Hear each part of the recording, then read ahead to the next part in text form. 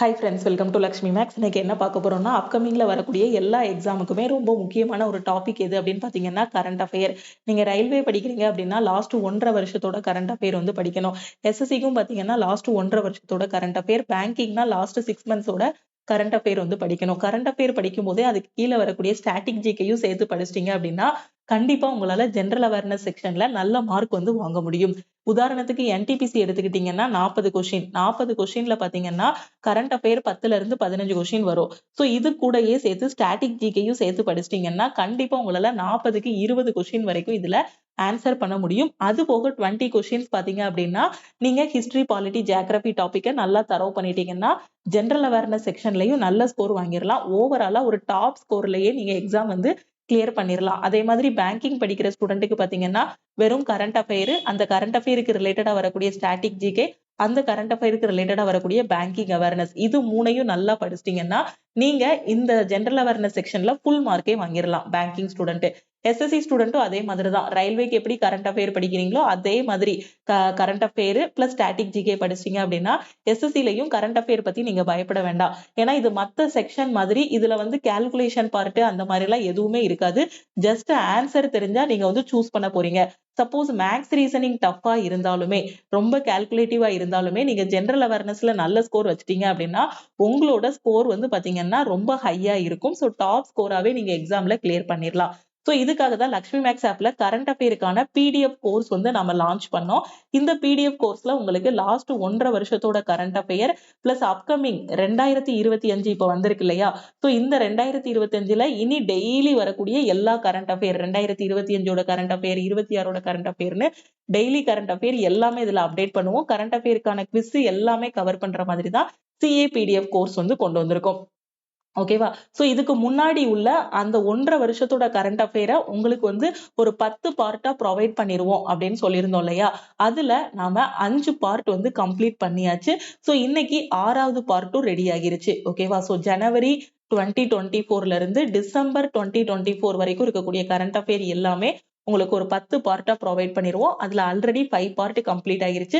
So இன்னைக்கு sixth part வந்து நாம அப்லோட் பண்ண போறோம். சோ இன்னொரு 4 பார்ட் அப்லோட் பண்ணும்போது உங்களுக்கு லாஸ்ட் 1.25 வருஷத்தோட கரண்ட் அஃபேர் வந்து கவர் ஆகிரும்.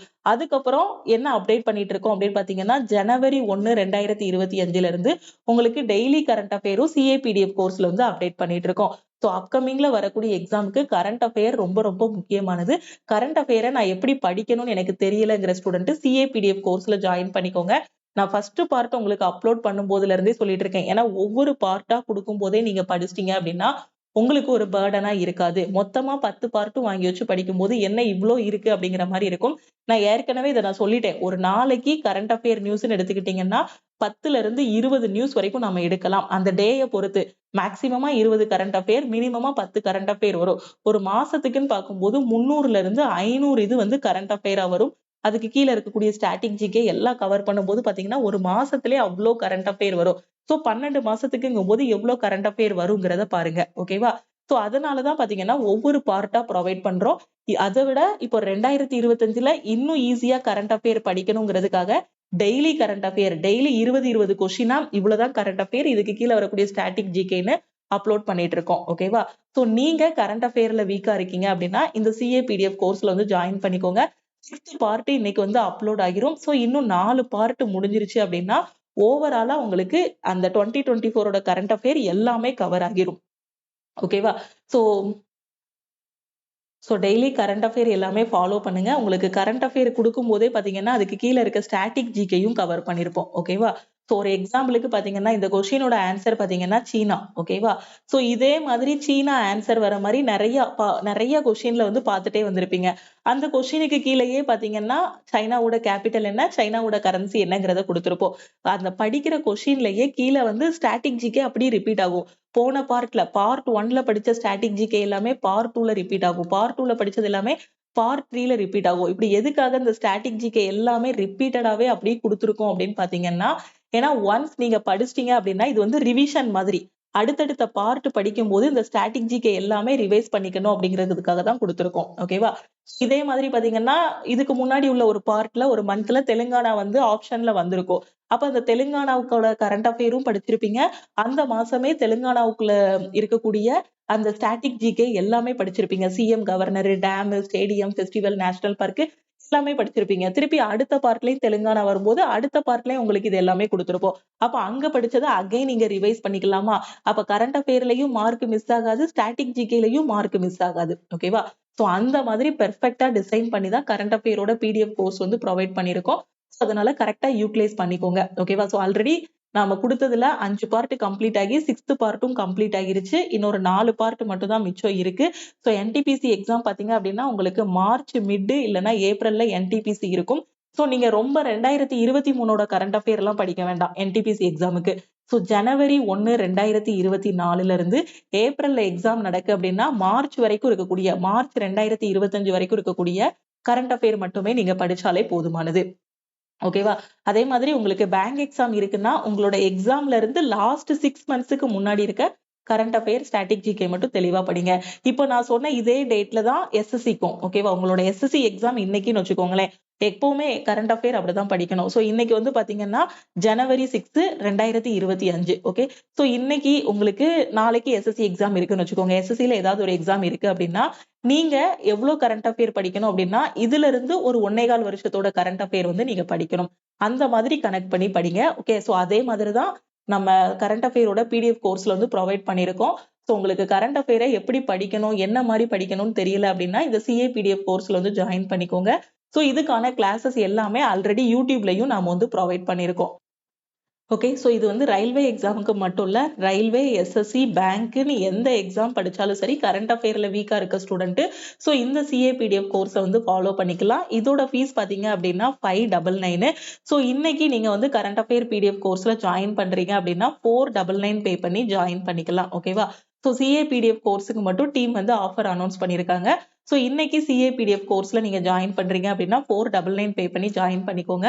சோ சிஏ பிடிஎஃப் கோர்ஸ்ல ஜாயின் பண்ண இன்ட்ரெஸ்டடா இருக்கிற ஸ்டூடெண்ட் இந்த நம்பரை உங்க போன்ல லக்ஷ்மி மேக்ஸ்ன்னு சேவ் பண்ணிக்கோங்க. சேவ் பண்ணிட்டு இந்த நம்பருக்கு ஐ வாண்ட் சிஏ பிடிஎஃப்னு மெசேஜ் அனுப்புங்க. ஓகேவா? சோ உங்களுக்கு கரண்ட் அஃபேர் பாத்தீங்கன்னா தமிழ் அண்ட் இங்கிலீஷ்ல வந்து இதுல ப்ரொவைட் பண்ணிருப்போம். ஓகே. சோ ஆல்ரெடி நான் திருப்பி திருப்பி சொல்றேன், நிறைய பார்ட் கம்ப்ளீட் பண்ணியாச்சு.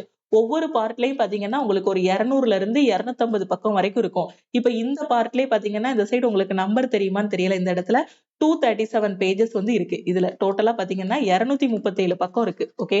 சோ இது ஒரு 40 நாளோட கரண்ட் அஃபேர் தான். இதுவே பாத்தீங்கன்னா உங்களுக்கு 237 பேஜஸ் வந்திருக்கு. ஏன்னா இதுல கரண்ட் அஃபேர், ஸ்டாட்டிக் ஜிகே எல்லாமே இன்க்ளூட் பண்ணதுனால. ஓகேவா?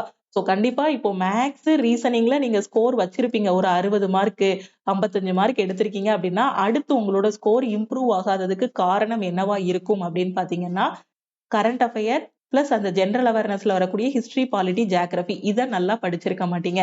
சோ இந்த கரண்ட் அஃபேரை தரவு பண்ணிட்டீங்க அப்படின்னா அந்த 60, 65 மார்க் எடுத்திருக்க ஸ்டூடெண்ட் கரண்ட் அஃபேரை மட்டும் இம்ப்ரூவ் பண்ணிட்டீங்கன்னா கண்டிப்பா உங்களோட ஸ்கோர் வந்து 80 to 85 வரைக்கும் இன்க்ரீஸ் ஆகும். ஓகேவா? சோ சிஏ பிடிஎஃப் கோர்ஸ்ல ஜாயின் பண்ற ஸ்டூடெண்ட் மறக்காம டீமுக்கு கான்டாக்ட் பண்ணி ஜாயின் பண்ணிக்கோங்க.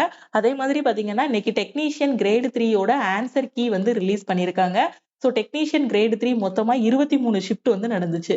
இந்த 23 ஷிஃப்டோட பேப்பர் உங்களுக்கு வேணும், என்னென்ன கொஸ்டின் எல்லாம் கேட்டிருக்காங்க, உங்க கூடிய பேப்பர்ஸ் வேணும் அப்படின்னு நினைச்சீங்கன்னா லக்ஷ்மி மேக்ஸோட டெலகிராம் சேனல் இருக்கும். அந்த டெலகிராம் சேனல்ல வந்து உங்களுக்கு அந்த பேப்பர்ஸ் எல்லாமே பிடிஎஃப் ப்ரொவைட் பண்ணிருக்கோம். அந்த 23 ஷிஃப்டோட பேப்பர் பாத்தீங்கன்னா 23 செட்டு. 23 செட்டுங்கும் போது அதுல எவ்வளவு கொஸ்டின்ஸ் இருக்கும்னு பாருங்க.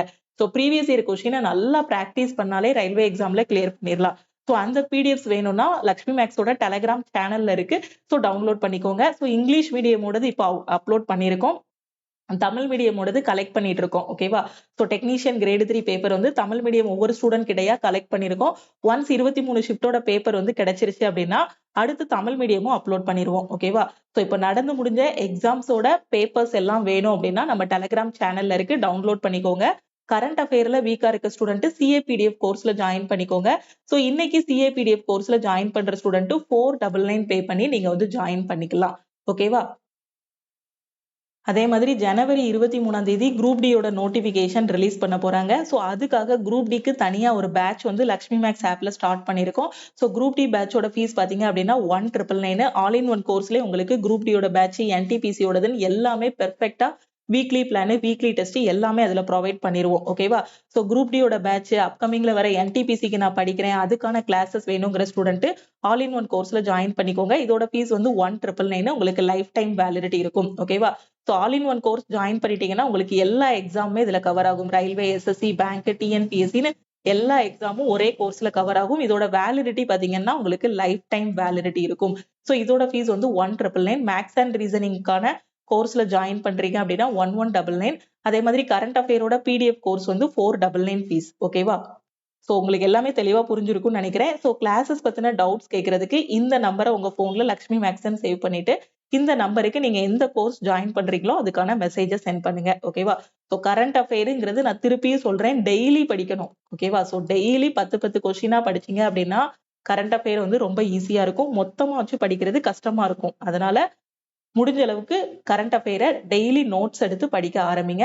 ஸோ அதுக்கு சிஏபிடிஎஃப் கோர்ஸ்ல ஜாயின் பண்ணிக்கோங்க. ஓகேவா? ஸோ அதே மாதிரி நம்ம டெலகிராம் குரூப், டெலகிராம் சேனல்ல நீங்க இன்னும் ஜாயின் பண்ணல அப்படின்னா டெலகிராம் குரூப் அண்ட் சேனல்லையும் ஜாயின் பண்ணிக்கோங்க. இன்ஸ்டாகிராம்லயும் லக்ஷ்மி மேக்ஸை ஃபாலோ பண்ணிக்கோங்க. திருப்பியும் நாம அடுத்த கிளாஸ்ல மீட் பண்ணலாம். தேங்க்யூ.